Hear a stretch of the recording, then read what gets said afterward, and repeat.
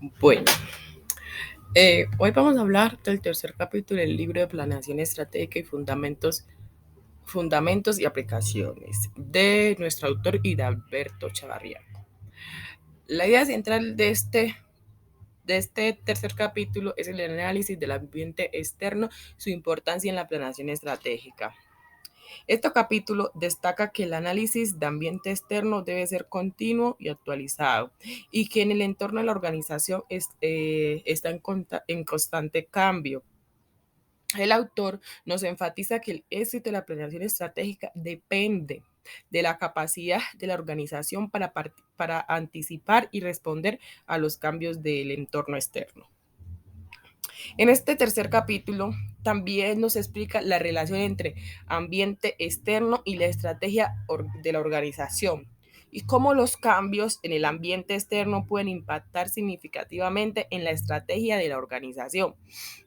El autor nos proporciona algunos métodos para realizar el análisis del ambiente externo y ofrece algunos ejemplos específicos de factores del ambiente externos que podrán impactar en la planeación estratégica de una organización. Entonces, este tercer capítulo tiene esta idea central. Luego tiene un subtema o el tema principal que sería factores del ambiente externo. Este, este factor permite a la organización entender los factores y fuerzas que influyen en su entorno y ajustar su estrategia en consecuencia. La importancia del análisis del ambiente externo se debe tener en cuenta, tiene que tener la continuidad de actualización del análisis del ambiente externo, la relación entre el ambiente externo y la estrategia de la organización, impacto en los cambios impacto en los cambios en el ambiente externo, en la planeación estratégica, que fue lo que acabé de explicar hace un momento. Eh, Vamos a hablar de los subtemas que tiene el factor ambiente externo. El primero es el factor político, que tiene que ver con el gobierno, las regulaciones políticas públicas. Luego sigue los factores económicos. Estos tienen que ver con el crecimiento, la inflación y el tipo de cambio. Los factores socioculturales tienen que ver con los valores, los hábitos y los comportamientos que hay. Los factores tecnológicos tienen que ver con la innovación y avances tecnológicos que se vayan viendo. Luego sigue los factores legales, que estos son las leyes, normas y regulaciones. Y el factor ambiental, que son los recursos naturales del medio ambiente. Estos son como los métodos para realizar el análisis del ambiente externo. Vamos a dar como unos ejemplos, o voy a dar como unos ejemplos de estos subfactores que hay que tener en cuenta.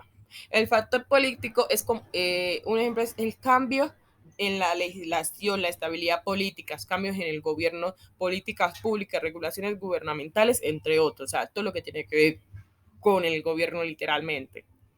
Los factores económicos son las fluctuaciones en el mercado financiero, la inflación, tasas de interés, cambios en la demanda del mercado, ciclos económicos, entre otros.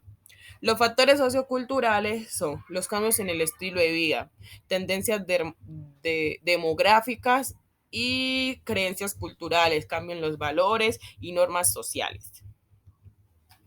En los factores tecnológicos, todo lo de la innovación tecnológica, avances en la tecnología de la información, nuevas herramientas y sistemas y la automatización que vaya avanzando.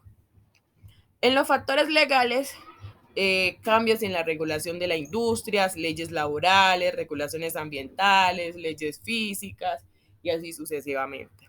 Y el último, el factor ambiental que es el impacto de la organización en el medio ambiente, las regulaciones que debe tener, las regulaciones ambientales que debe tener, los cambios en la conciencia ambiental de los consumidores y de la misma empresa que lo está relacionando. Cada organización es única y los factores de ambiente externo, que son esos cascabedar, que pueden impactar en su planeación estratégica, pueden variar. Por lo tanto, es importante que las organizaciones realicen un análisis detallado del ambiente externo para identificar los factores más relevantes y que se adapten a su estrategia de acuerdo con ellos.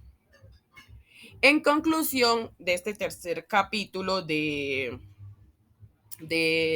libro de Planeación Estratégica, Fundamentos y Aplicaciones, es primero tener la importancia del análisis del ambiente externo en la planeación estratégica.